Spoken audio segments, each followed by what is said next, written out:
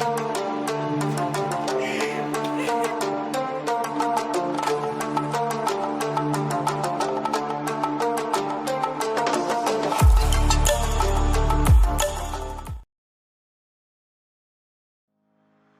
lawyer in the household would appreciate the use of a valid consent there.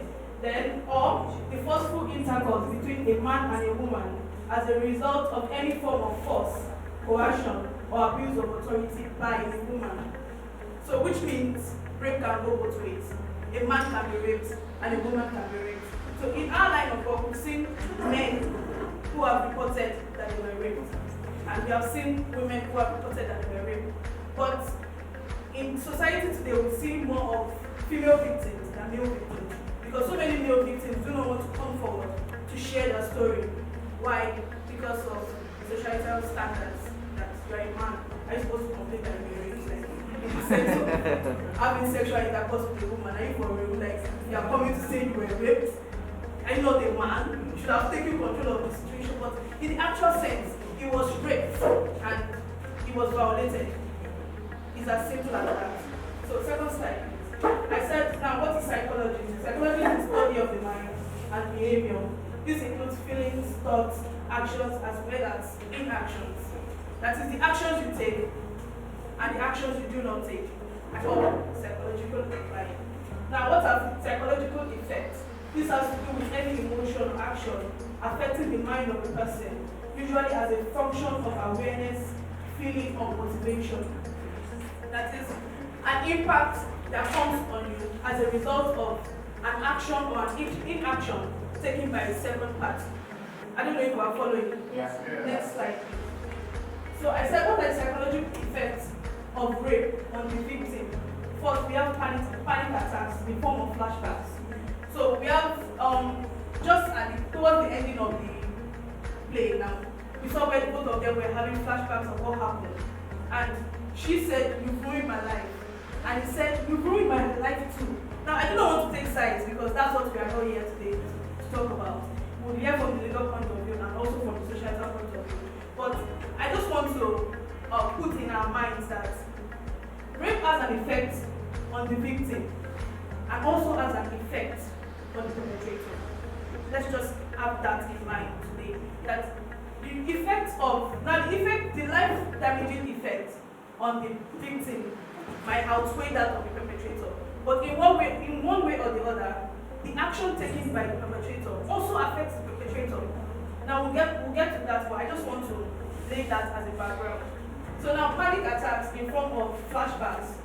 Now they were having flashbacks, thinking about their lives and probably their future dreams. Because if she decides to take up a legal case against him, there's every possibility that he will go to jail if found guilty by a judge.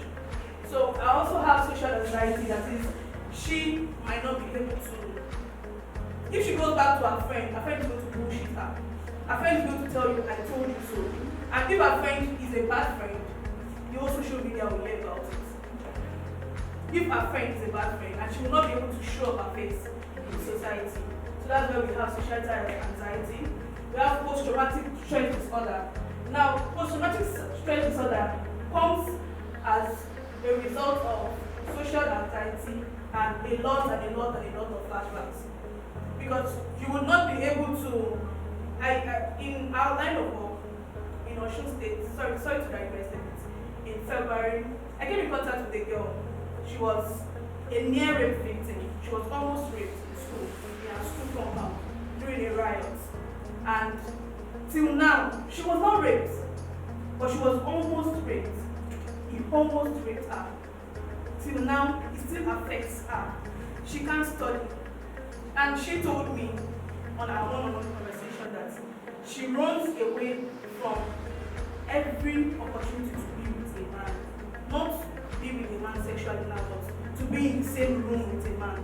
She cannot, if she's in a social gathering with her friends, if she notices that the population of the male gender there outweighs the female gender, she immediately removes herself. And that now, even when she stays alone, she has flashbacks. She has social anxiety, causing post-traumatic stress disorder. Now, this can manifest in so many ways that I do not even want to get to right now. But yeah, happens. Then we have hypersexuality or sex addiction.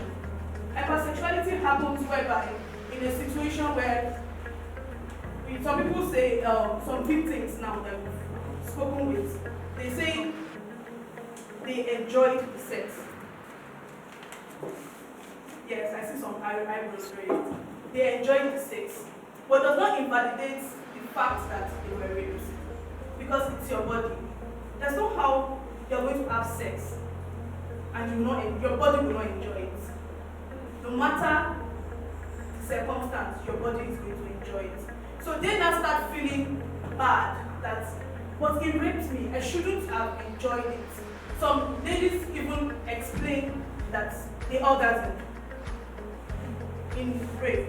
Now we are all adults. I don't think, apart from the senior, sorry, but I don't think I should be hiding anything from us here. They orgasm that they reach a climax, which they shouldn't have, because it's a rape situation. But yeah, it happened. So it causes sex addiction, whereby, especially when rape happens to a virgin. From that moment, she just feels that, what's the essence of now keeping myself? After keeping myself for, say, how many years, like something years, and this guy just comes and just takes it on a platter of gold. And let me just share it now. So it brings sex addiction and hypersexuality. They become hypersexual, like all the time, all they want to do is to have sex, maybe to relieve that situation once again in their head. We have substance abuse, self-blame. Substance abuse comes as a result of self-blame. Self-blame is just like the two speakers before me saying she put herself in a situation, she shouldn't have come to his house. She went there so early in the morning, she was pushing, she's a catch, she's not supposed. Then she started blaming, I started to blame myself. I shouldn't have done it. I'm a queen, I shouldn't have done this. Then she started listening to all those songs that started telling you you're a bad bitch, you shouldn't allow a man, you shouldn't chase a man, you should allow a man chase you. I don't want to go into that topic also, but yeah, it brings about self-blame that leads to substance abuse. Because once you start having self-blame, coupled with flashbacks, social anxiety, PTSD, hypersexuality, there's no how you will want to take a break from what's going on from what's going on in your mind. And most people resort to alcohol, drugs, and a lot of weird substances that in turn damages people. Then we go to depression, the most common one that everybody knows, because I think in the last, say, 2 years, depression has become a world and home topic that should be raised in every home. So it boils down to depression and then suicide. I don't think I need to say much on suicide, but yes, everything is to suicide. Before you hear that the victim of rape committed suicide, the person must have gone through all of this, leading to this, and the person obviously did not have somebody to confide with, or do not have somebody to speak with. And that is why we always advise anybody, if you know a rape victim, or if you are a rape victim, to speak out, because you might think you are fine, but in the real sense you are not. Nobody walks away from rape fine. Not the guy, not the girl, or the other way around, whichever case it might be. Sorry, next slide please. So also the psychological effects of rape on the perpetrator. Now the perpetrator is the person now, not the man or the woman. I'm using person because the perpetrator can be a woman and it can be a man. The psychological effects of rape on the perpetrator goes self-guilt and regrets, which is what the guy in the play was feeling, and he was having regrets. When she said, "You ruined my life," he said, "You ruined my life too." Because at the beginning of the play, we saw that he came back home from living a better life, and he came back to speak with his friends in the wood and was telling them they needed to get out of the life, which means he was not fine psychologically.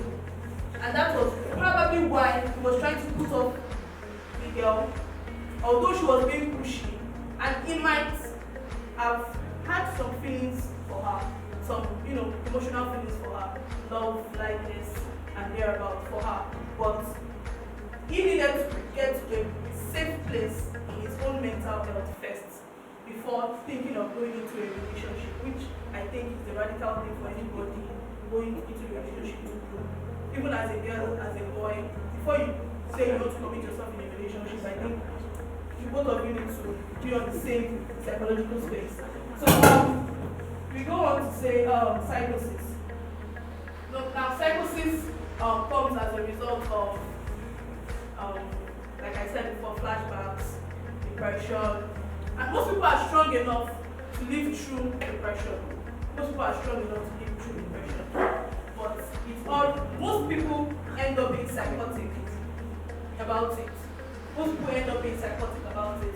We have serial rapists, that is the men that feel that, okay, yes, I've conquered this one, means that I can go and do another. Then on and on and on and on, and it becomes an habit for them. Then we have societal expulsion, such as when she decides to charge him to court and is found guilty. Probably they go through some evidences and they found out that he has there's sperm in her and all those scientific courts. Then he goes through societal expulsion. That is, he's probably sent to jail, or if he's not even found guilty, once the case hits the media, his personality is ruined, his person is ruined, his dreams and aspirations are ruined. Then he goes through depression also. That is probably an apologetic rapist now, just like the boy in the play. There's no how he is not going to fall into depression because he has a future. He has something he wanted to get at. Now if his friend comes in and he tells his friend what has happened, his friend is going to mock him that you came back feeling all bougie and all, and you came back and you did this. So you're not that much different from the rest of us. It's what his friend is going to tell him, which can lead to depression and at the end of the day, suicide.